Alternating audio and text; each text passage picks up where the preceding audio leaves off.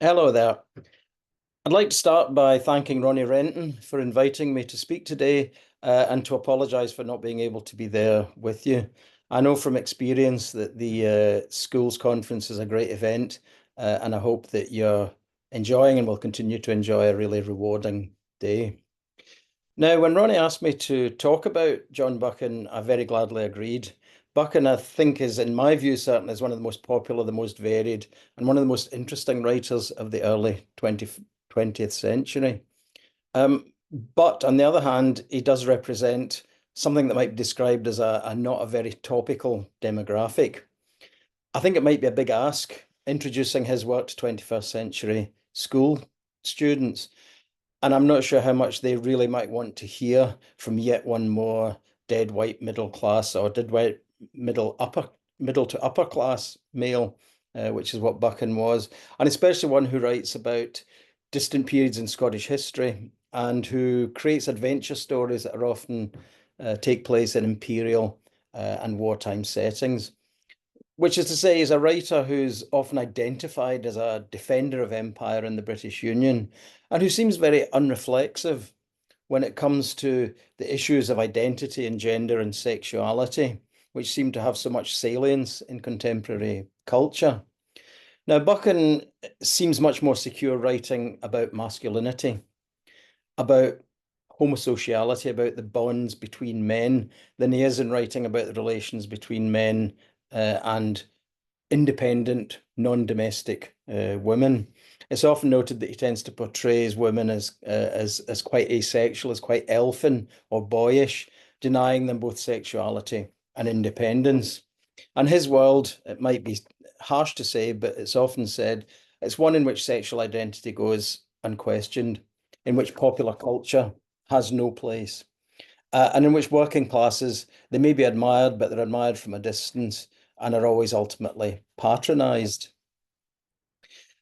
And yet, what I'm going to try to persuade you today is that there's much in his work that repays study, that there's more variety and ambiguity in his writing than is apparent at first glance, and that it has, in fact, much more to say to us on contemporary issues in Scottish and political culture and politics than we might at first think. Now, what I'm going to do is I'm going to talk for the most part about his 1927 novel Witchwood, a book which is perhaps less well known than the Richard Hannay novels like The 39 Steps or the Dixon McCunn novels like Hunting Tower, but which many critics argue is his kind of most achieved book and certainly the book that he took the greatest pride in. Uh, I'll then finish by talking a little bit about two of his thrillers, what he called his shockers, The Powerhouse and The Three Hostages. So I want to start by talking about, as I said, by Witchwood. So I'll just get the slide up. Okay. So Witchwood's a novel published in 1927 that tells the story of a young minister in the time of the Covenanters, of his uncovering of satanic practices among the most seemingly pious and religiously observant members of his congregation. It's about his attempts to confront this and the many hypocrisies that attend to religious puritanism, and ultimately his failure to be able to do this satisfactorily.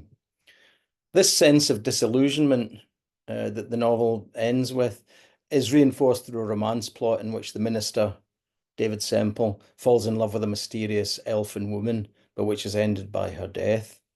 So why teach this kind of historical fiction now? Firstly, I think because of the history itself. This novel is set in a very particular moment in 1644 to 5, during what we now call the Wars of the Three Kingdoms, what used to be called the English Civil War, and during what we now know of as the Scottish Civil War. Uh, and it's taking place at a time when James Graham, the first Marquis of Montrose, is beginning his campaign for the crown against the Covenanting armies. Now, Montrose was someone who Buchan was very interested in. Uh, he wrote a highly regarded, at the time he was writing Witchwood, he was writing a biography of Montrose, which is very highly regarded. Uh, And Montrose features as a character and an ancillary character in Witchwood as the kind of the inspiration to David Semple, as I say, the novel's central character. Now, Buchan tells us this story and tells us this history, but he also enacts it in front of us, showing the way a movement like Covenanting, which starts by defending freedom of conscience and right to worship free of secular interference, turns into something much more tyrannical. As Buchan tells it, and many commentators agree with him, these years of the mid-1640s see Covenanting turn from a defensive movement into an offensive one which becomes increasingly intent on imposing an austere Presbyterian settlement, not just on Scotland and on the inhabitants of Scotland, but on England too. The so-called Kirk Party that arose in this period before the 1850 begins to assert the preeminence of the church over the rule of the crown. It marks the point at which a justifiable defence of religion against the state transforms into an aggressive assertion of religious power over the state and over the lives of its inhabitants, in effect, becoming a theocracy driven by men who place greater faith in salvation by divine election rather than in good works. So, what this novel tells us is a great deal about the particularities of Scottish history, but it asks us to think also about wider issues of the relative boundaries of state and religion. Does either one of these elements have the right to interfere with the other? Should a person of religion always have to render unto Caesar what is Caesar's? Is there a place for religious belief in politics? And if so, what are its limits? Now, these are issues that David Semple and Montrose in the novel both face. Montrose, in this novel and in real life, as is well known, switched sides, turning from being a leading Covenanting general to commanding the forces of the crown against the Covenanters in Scotland.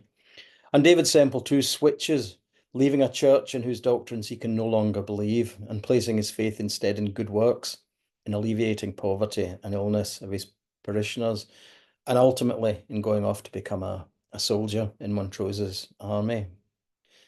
Now, what I would suggest to you is that these are not simply dusty 17th century topics. It could be argued that they pose relevant questions, relevant issues in contemporary global politics. The issues dramatized here by Buchan of a religious faith with dangerous totalitarian tendencies, which seeks to dictate state policies, are ones that have considerable parallels in, just to take one example, the contemporary Middle East, say.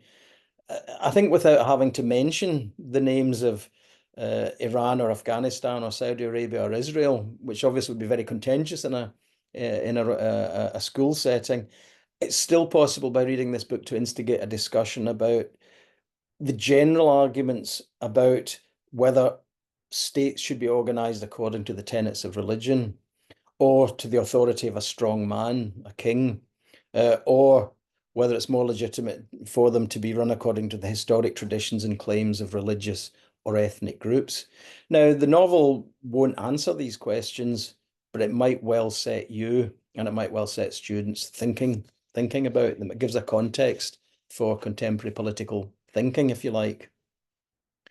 Now, the next way to see the novel, I think, is to see it in terms of another productive and fruitful way to see it is in terms of the literary history, particularly Scottish literary history, because this is a novel which I think quite self-consciously invites being read through the lens of Scott and Stevenson. The tradition of historical romance. Now, this is pertinent to Scott and Stevenson, not just because the book is set in a key pivotal historical moment, the way Scott and Stevenson set several of their novels, but also because of the way the narrative, the plot develops. Because what we find is David Semple in the novel is like Scott's Edward Waverley or Stevenson's David Balfour, a young sheltered outside who, so to speak, discovers Scotland through being immersed in its landscapes and becoming acquainted with its folk, and who therefore gains a new sense of sympathy for those peoples and their culture. So that's one way in which it's possible to sort of see it as being part of a kind of continuum.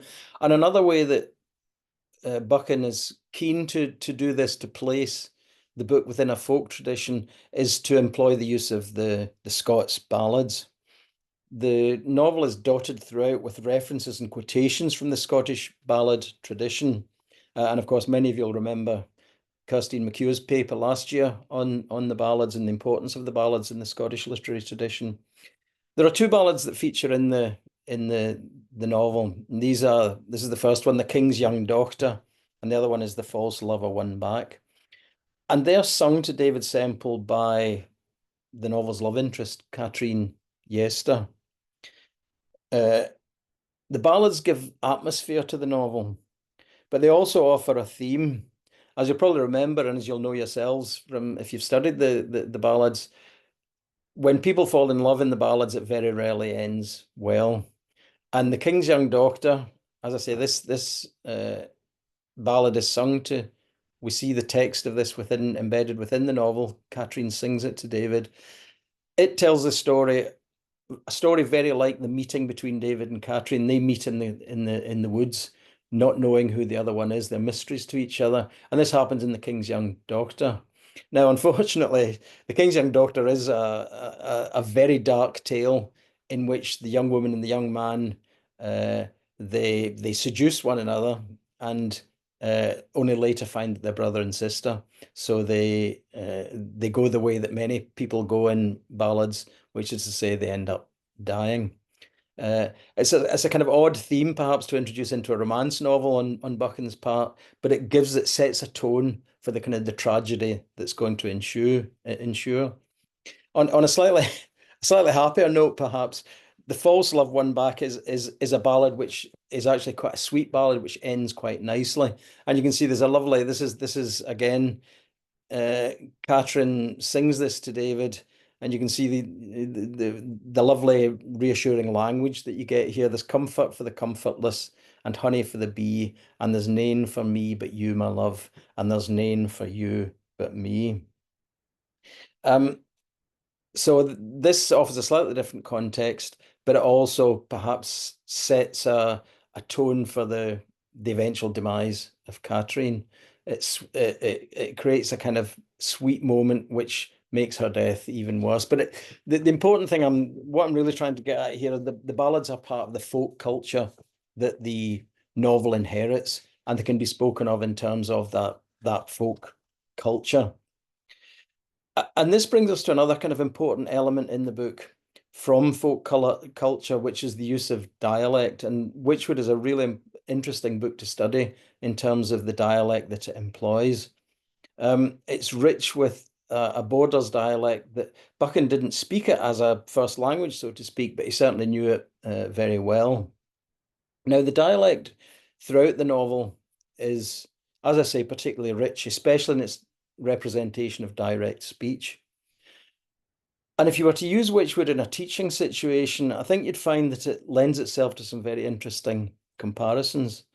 Here, for example, is the first item here on the PowerPoint is one of Semple's few allies in the book, Andrew Shillinglaw, describing his contempt for the unco-gid among the Covenanters, those hypocrites who David is having to deal with in his congregation. And this is the way that Shillinglaw puts it. They set up what they call their discipline, and they louse the terrors of hell in small faults like an eighth, or profane talk on the Sabbath, or gain the kirk they go by.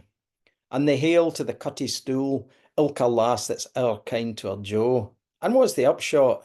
They drive the folks to their old ways and turn them into hypocrites as well as sinners. Now, this, within a page, as you see here, David muses on this and he reflects on it and comes to very much the same conclusion. But look at the way that it's written. This is from the point of view, it's told in narrative, free and direct speech, but it's very much appropriating David's way of talking. To his consternation, he found that he now sat very loose in his devotion to the kirk. The profession of religion was not the same thing as godliness, and he was coming to doubt whether the insistence upon minute conformities of outward conduct and the hair-splitting doctrines were not devices of Satan to entangle souls. The phrases of piety, unctuously delivered, made him shudder as at a blasphemy. Now, I think this might form the basis of a very interesting comparison. Firstly, about the difference between narrative voice and direct speech. Here we see an instance of a kind of narrative hierarchy in which dialect speech is contained firmly within the narrative frame of standard English. It's as if Buchan is saying what many writers who deal with Scots topics are saying is that it's perhaps only English that can fully explain and rationalize what is being felt in Scots. But to put these passages side by side like this is also to see a kind of counter argument and to argue that what this demonstrates is the superiority of Scots to English in this particular case. How much more vivid the description in Scots is. This talk that Shillinglaw gives of driving the folks to their old ways and turning them into hypocrites as well as sinners, it seems actually much more vivid than talking, as the narrative does, of minute conformities of outward conduct or phrases of piety unctuously delivered. I mean, these phrases themselves sound quite unctuous and priggish. Now, the other interesting element of use of dialect that's worth noting in the novel is that it's not restricted to one stratum of society. Now, what Buchan quite rightly shows is that Scots is a language that's used in this time by the gentry as much as it is by the common folk. So we see Sir Nicholas Hawkshaw, the keeper of Caledon Castle and the feudal landlord, speaking Scots. And we also see his sister, Mistress Saintserf, speaking dialect Scots. And as the narrative tells us, she spoke a Scots as broad as any shepherd's wife, but the sharp vowels of Edinburgh took the place of the softer border tones. And then we get an example of this on which is on the PowerPoint here. There's a ween fosy bodies yonder, wha pray mair with their tongues and their hearts, and they're as keen a niffer as a Musselburgh wabster. Aye, with a poor face in the greeting word when it comes to pie and siller.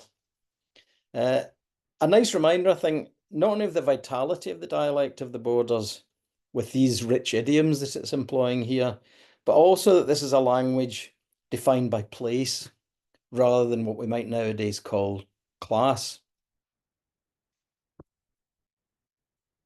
Okay, so what I've been talking about so far, I've been pointing to ways that reading of Buchan might augment the kind of the wider study of Scottish literature.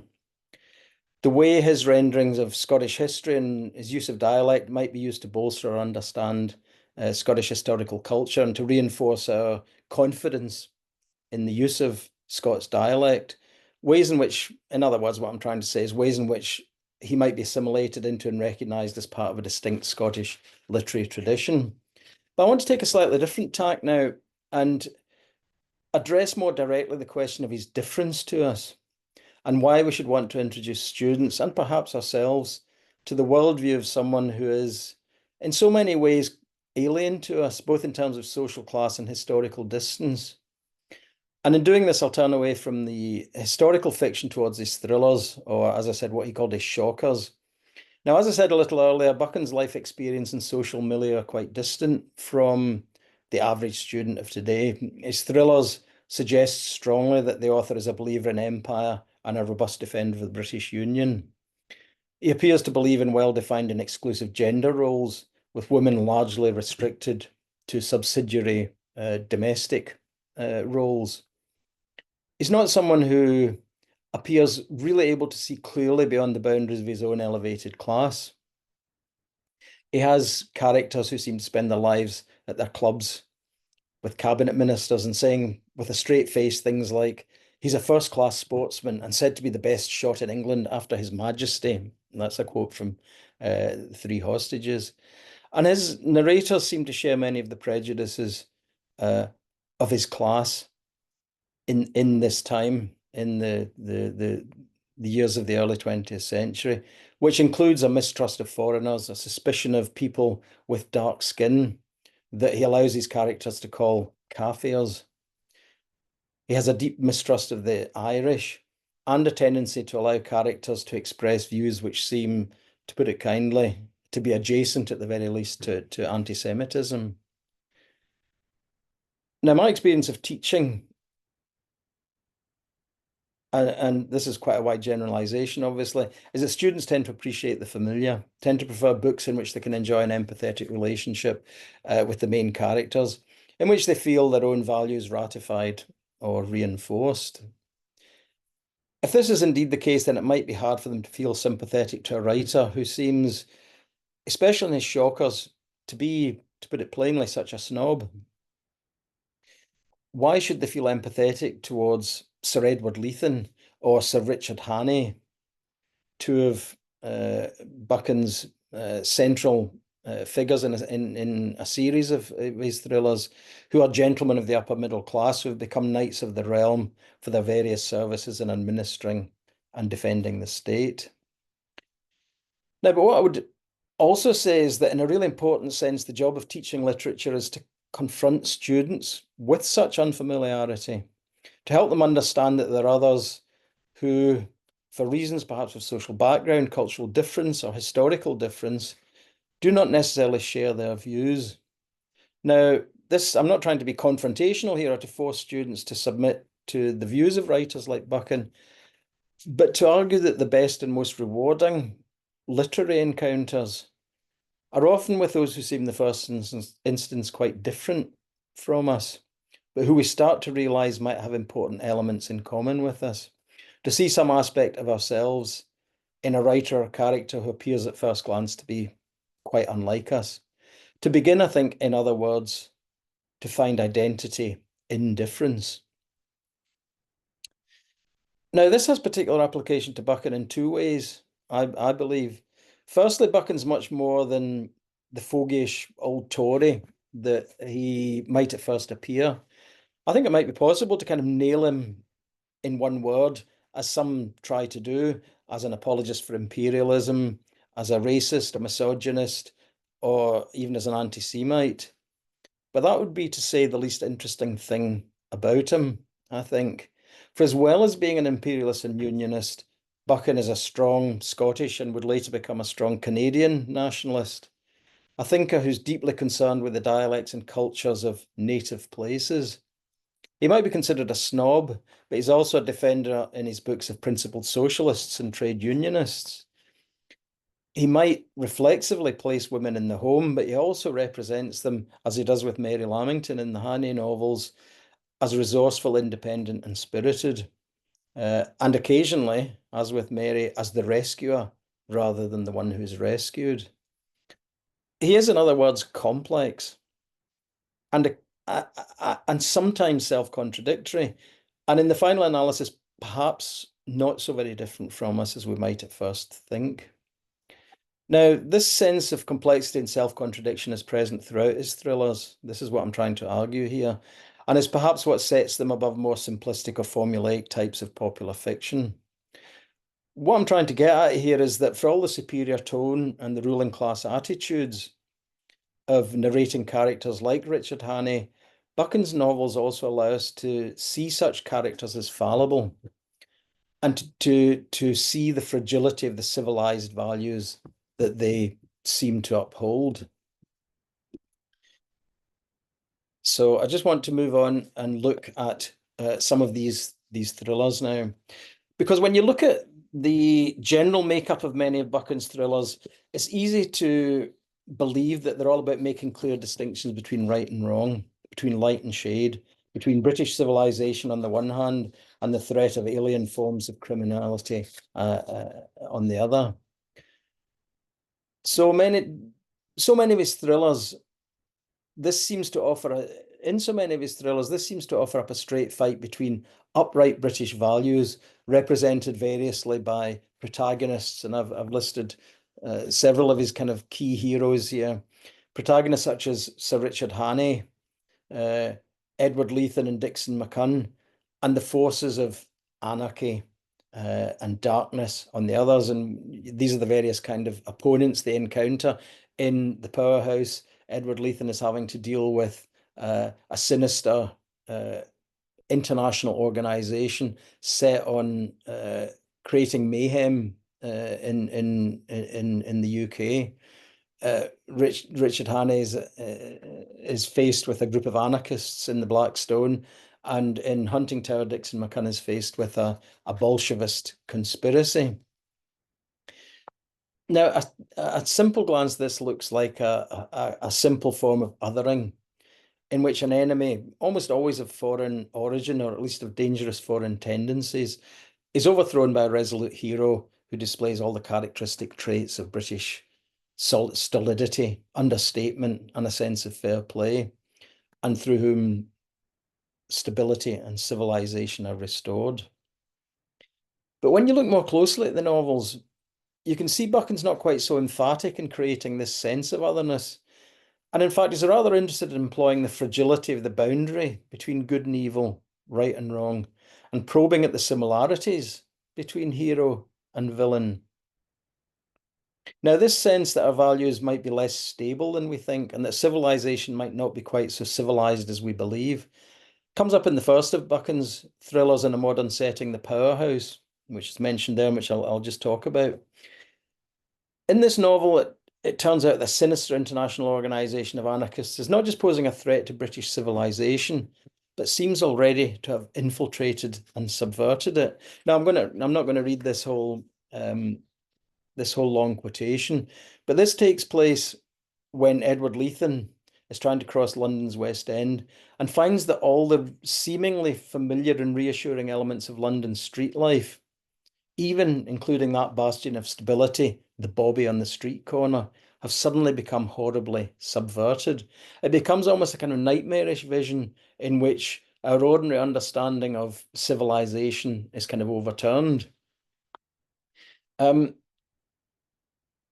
think Buchan's probably having a little bit of fun here, deliberately shocking the reader by overturning all these symbols of stability that underpin daily London life. But within the novel, he's also making a fairly serious point that all the apparent stability and reassuring familiarity that we take for granted in the civilized world may just rest on potentially unstable foundations. Now, this is a threat which is stated quite explicitly when Leithen meets Andrew Lumley, who is the kind of the villain of the piece, the person who's masterminding this anarchist revolt, if you like. And Lumley says to him, "Did you ever reflect, Mr. Leithen, how precarious is the tenure of the civilization we boast about?" "I should have thought it fairly substantial," I said. "And the foundations grow daily firmer." He laughed. "That's the lawyer's view. But believe me, you're wrong. Reflect, and you will find that the foundations are sand. You think that a wall as solid as the earth separates civilization from barbarism. I tell you the division is a thread, a sheet of glass, a touch here, a push there, and you bring back the reign of Saturn." Now, to move to The Three Hostages, the fourth book in the Hannay series, after he had published the 39 Steps and Green Mantle and then Mr. Standfast. This sense of the coexistence of the civilized and the barbarous is explored further, and from a much more psychological angle.